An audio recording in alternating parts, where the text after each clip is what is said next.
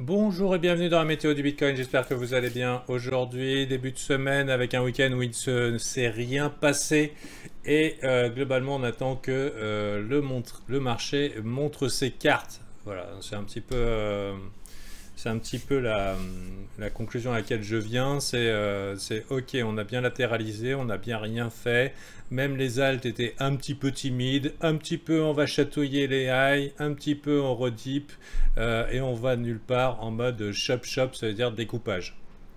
Alors est-ce que lundi, première kill zone, première session européenne, c'est maintenant que les cartes vont être montrées? C'est pas sûr du tout et il y a de fortes chances qu'on ait un petit peu le début de semaine, une petite indication de ce qui va se passer en début de semaine à partir de cet après-midi, 15h30 chez vous, c'est-à-dire à l'ouverture de l'Open de New York.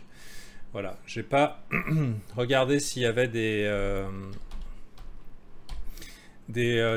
éléments importants au niveau du calendrier économique. On va regarder ceux qui ont beaucoup d'impact au niveau des États-Unis.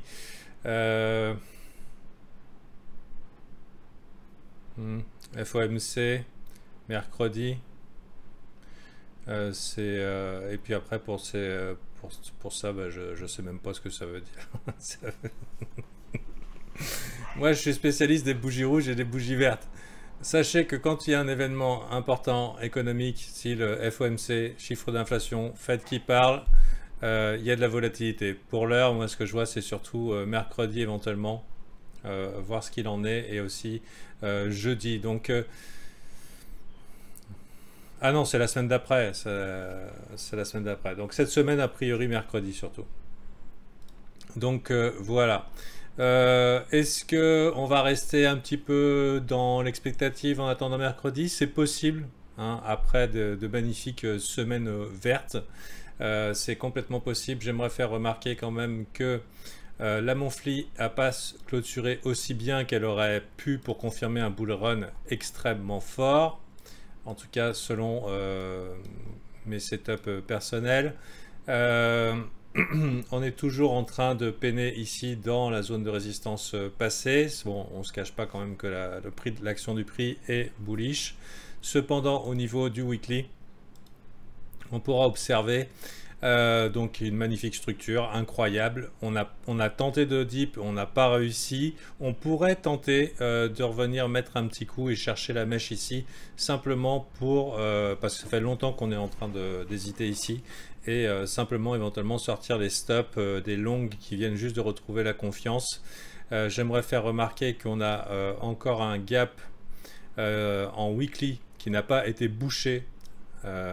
Il n'a pas été bouché, donc il y en a qui vont considérer que la mèche c'est considéré que c'est bouché, mais le fait qu'on ait hésité, qu'on ait fait un doji ici, donc une chandelle d'hésitation, qu'on ait qu'on n'ait pas rebouché avec un corps de chandelle, ça pourrait très bien nous amener, et ça paraît réaliste, le fait qu'on ne soit pas envolé directement, parce qu'en général un gap à la sortie d'un breakout, c'est ce qu'on appelle un breakaway gap.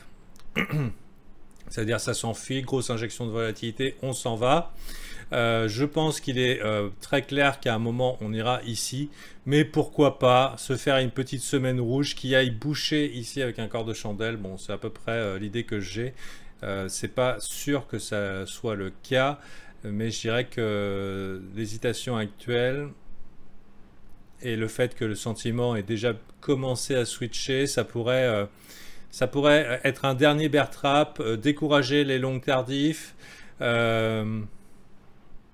Ça pourrait être intéressant de voir ici une chute dans les 44 000, 43 000. Ça serait pas étonnant en fait. Ça serait pas étonnant. Donc personnellement, j'attends fin de journée pour savoir à quelle sauce on va être mangé. Quasiment tous les graphes se ressemblent, c'est-à-dire que tous les setups de longue se ressemblent. Ça veut dire que tu vois le graphique, tu en regardes un, tu regardes un autre, tu regardes le Bitcoin. Bon, ok, ça a l'air bullish, mais ça galère sur les résistances.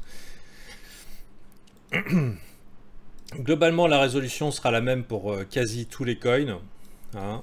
On pourrait dire, si on regarde court terme, bah, c'est bon, on a fait la chasse au stop, il n'y a plus qu'à aller vers le haut. Oui, potentiellement, sauf si ceci est un range, hein. Sauf si on est en train d'établir un range et qu'on n'en a pas fini avec cette zone ici avec potentiellement, pourquoi pas, une petite frayeur, aller chercher la liquidité, et on verra après si mi-avril ou un petit peu plus tard au mois d'avril, on veut continuer à la hausse. Bon, voilà, on a quand même de très très beaux graphiques. Moyen terme, c'est-à-dire que avril-mai, ça fait quasiment très peu de doutes. Je dirais, ouais, il y a un bon 80% de probabilité que ça soit à la hausse en mai. Mais on a peut-être une petite semaine rouge qui nous pend au nez d'ici là, et faudrait voir si c'est pas cette semaine. Voilà. Donc prudence habituelle. Là, c'est complètement ok de parier à la hausse, hein, parce que l'avantage est du côté haussier. On est dans une tendance haussière forte depuis 15 jours. Ça pourrait très bien être notre plus haut creux d'une tendance haussière. Et YOLO. Si jamais c'est pas le cas, comment on fait?